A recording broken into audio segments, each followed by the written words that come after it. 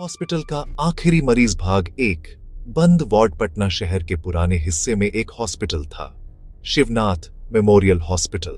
1970 में बना यह हॉस्पिटल कभी अपनी अच्छी सेवाओं के लिए मशहूर था, लेकिन अब उसके टूटे हुए शीशे, जंग लगे गेट और खामोश गलियारों से बस अतीत की गूंज आती थी।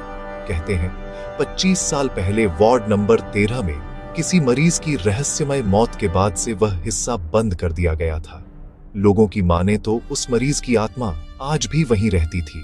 एक रात मेडिकल कॉलेज के 4 स्टूडेंट्स आराध्या, समीर, निकिता और आयुष हिम्मत दिखाने के लिए इस हॉस्पिटल में प्रवेश करने का फैसला करते हैं। बस आधा घंटा अंदर रहेंगे, रिकॉर्ड करेंगे और निकल लेंगे, समीर बोला। वार्ड नंबर 13 में आराध्या ने जोड़ा। चारों ने अपने कैमरे ऑन किए और हॉस्पिटल की टूटी दीवारों के अंदर चले गए। अंदर घुप अंधेरा था, सिर्फ टॉर्च की हल्की रोशनी में धूल के कण तैर रहे थे।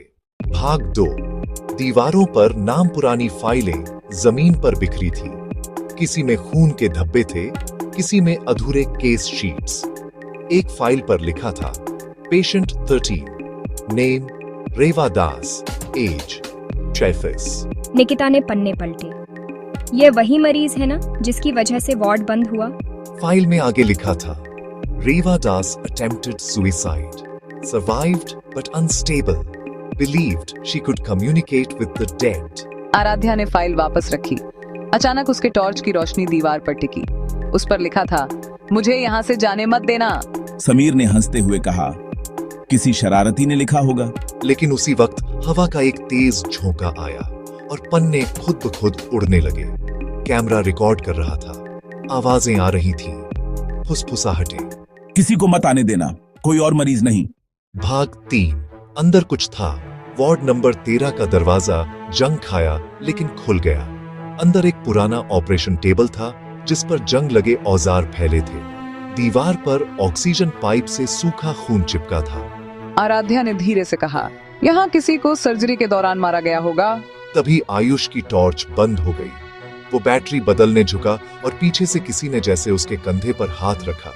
उसने पलट कर देखा, कोई नहीं। तुम लोगों में से किसने छुआ मुझे? उसने चीख कर पूछा। सबने इनकार किया, लेकिन कैमरे में रिकॉर्ड था।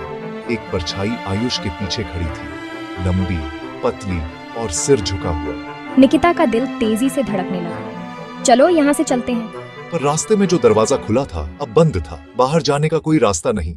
भाग 4। डॉक्टर की डायरी। समीर को एक टेबल पर पुरानी डायरी मिली। Doctor Viveknath, chief psychiatrist. उसने जोर